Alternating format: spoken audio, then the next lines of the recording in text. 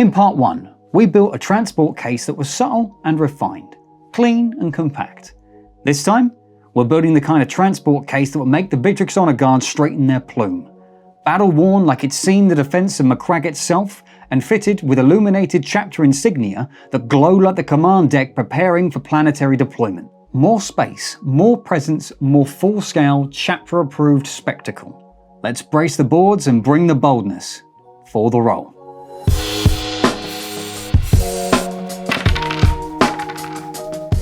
In the previous video, we tackled the refined compact case, perfect for elite forces, combat patrol, kill team, and smaller 40k armies. It blended into the room, it looked like furniture and did a beautiful job.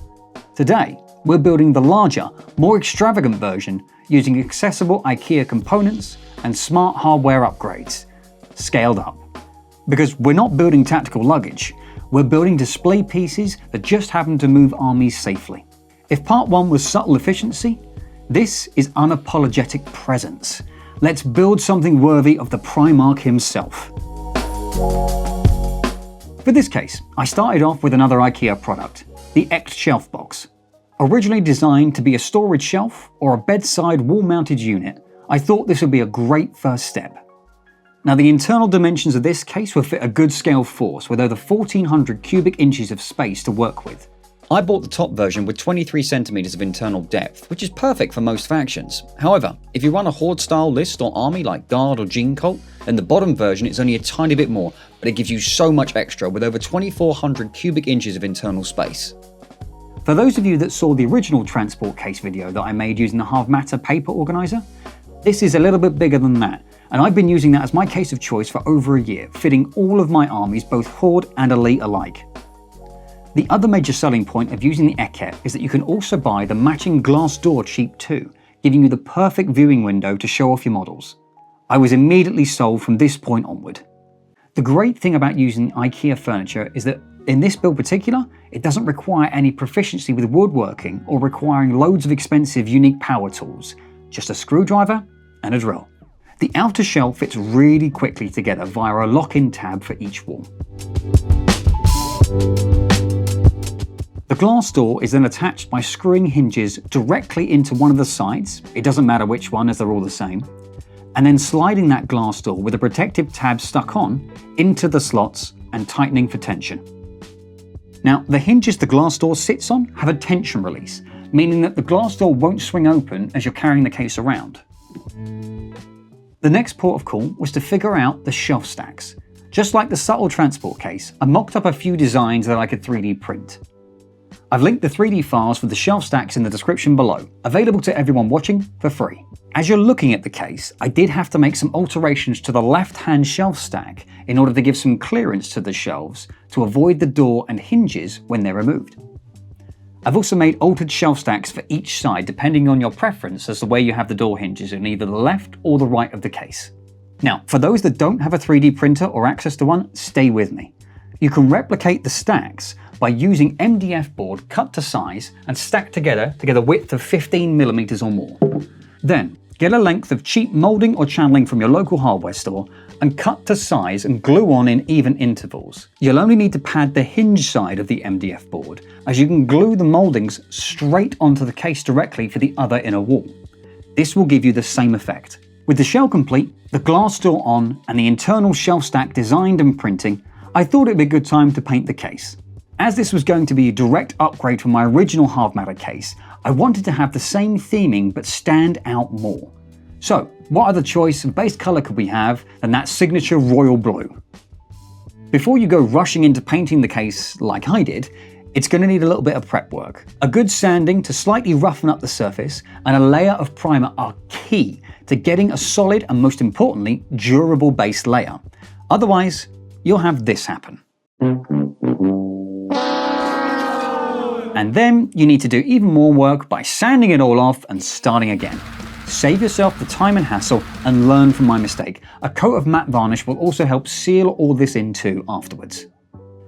Whilst I was then waiting for that to dry, I marked out the shelves that I would need on a sheet of 6mm thick MDF board that I picked up from my local hardware store.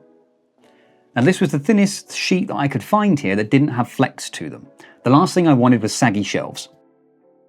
The dimensions when using my 3D printed shelf stacks were exactly the size of an A4 sheet of paper.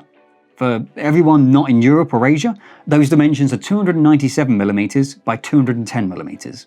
You'll likely only need 2 shelves, but I made 3 just in case. Now, these can be cut down with a standard wood saw, but you can also save yourself a bit of time and effort with the cutting, as some hardware stores also provide a cutting service. Just let them know the dimensions that you're looking for, and they'll cut it down for you right there in store when you buy it. Now bear in mind, if you're building a non-3D printed shelf stack, measure your own internal dimensions first, just to be sure.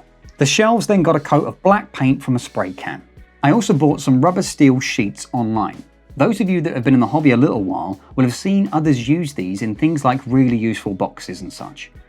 As they come in A4 size sheets, they fit perfectly onto my shelves, allowing the magnets in the bases of my models to stick safely and securely in transport. After this, it was on to the aesthetics. I knew that I wanted my ultramarine logos from the original case to be much more impactful over just being painted on.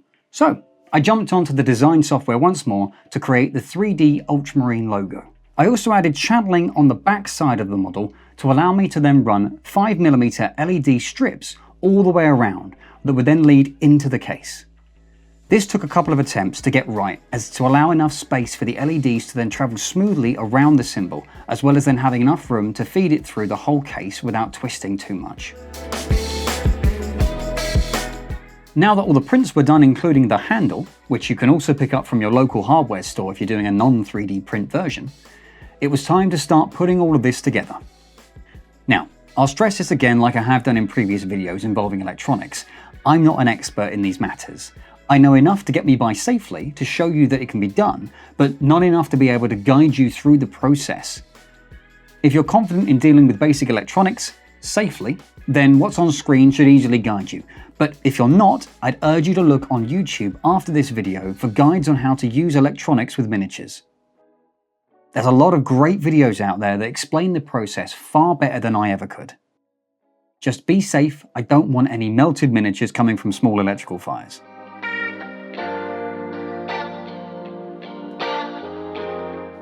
The handle was secured down using 40mm M4 bolts. Depending on the handle that you print or buy, you'll need to take the thickness of the shell into consideration.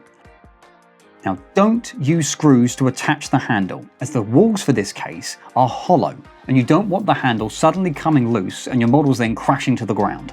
Bolts, nuts and washers are always much more secure. Also, what ultramarine case will we complete without a purity seal for the door handle? The wax seal is 3D printed, but the prayer parchment attached is made using printer paper stained with tea or coffee and burnt at the edges. A more in-depth guide to make one of these is on my original transport case video, linked in the description below.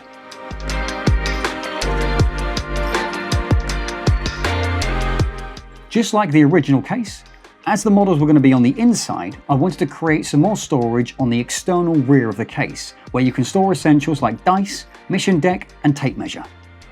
This is secured on using 3 small wood screws and some super glue, as the lip of the case that it sits on supports the weight.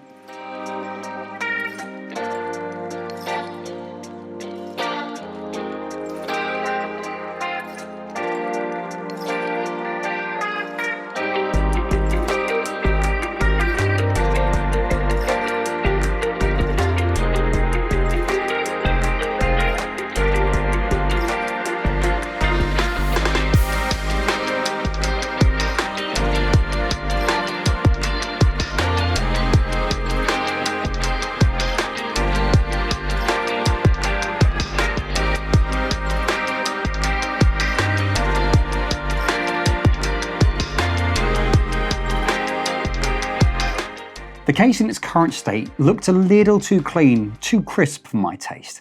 So the last thing I wanted to do was bring the aesthetic together with some awesome grimdark paintwork. I printed off a few more scaled up sci-fi greeblies that I got off of Colts 3D and started painting away.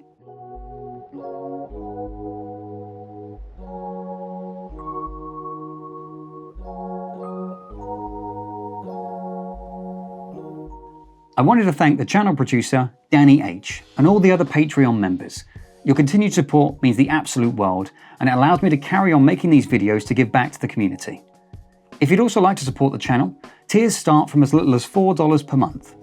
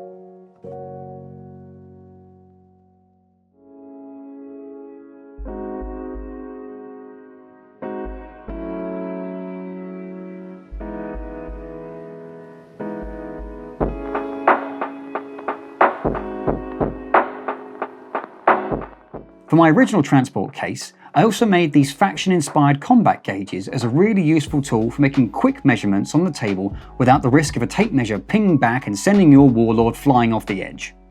With measurements of 1, 2, 3, 6 and 9 inches all on the one gauge, it's perfect for confirming things like deep strike, engagement range, piling, consolidation and so many more common measurements we make in the game. To combine the combat gauge as part of the aesthetic of the case, I embedded 2 small magnets on the back of them and then used some offcuts of the rubber steel sheets to give it a base layer to stick to. Perfect for quickly grabbing off whenever you need one. Quite a lot of you asked in the last video where you can get some of these combat gauges, so I set up an Etsy store so that those with you without 3D printers can also get access to them. This is another great way of supporting the channel whilst also getting something physical in return. And it's not just the Ultramarine gauge, we've got plenty of other factions available with more in the works coming. And with that, let's see how it looks on the tabletop.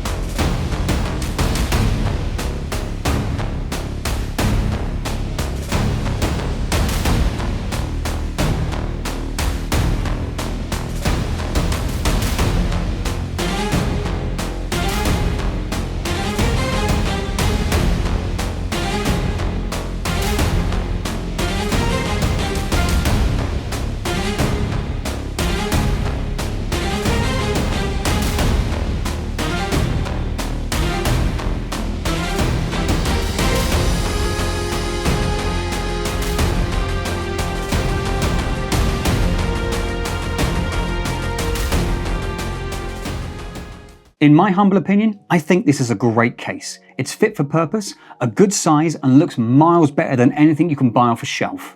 My original case design was great. It did the job and worked well for me at the time, and many of you agreed, but you did have a few concerns.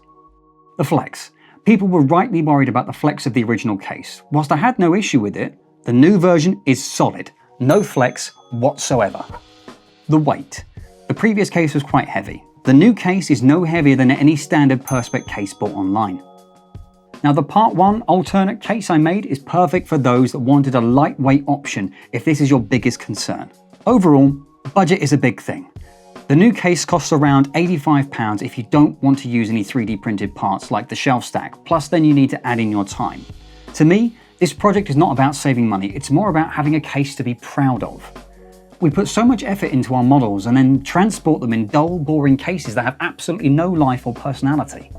This is an alternative to that, for those that want something better. A custom transport case won't be for everyone.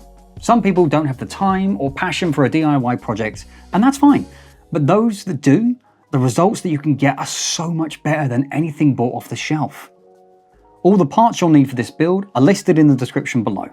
The STL files for the shelf stack and storage box that I made are also linked and available for free should you wish to use them. Don't forget to subscribe to the channel and let me know in the comments below if there's anything about this case that you'd like me to change. The comments you made in the previous video was what shaped this case. If you prefer your transport solutions a little bit more subtle and compact, make sure you check out part 1, where we built the refined, understated version that's perfect for smaller forces and tighter games. 2 builds, 2 styles, same goal. Protect the army and elevate the hobby. Thank you for watching, and I'll see you in the next video.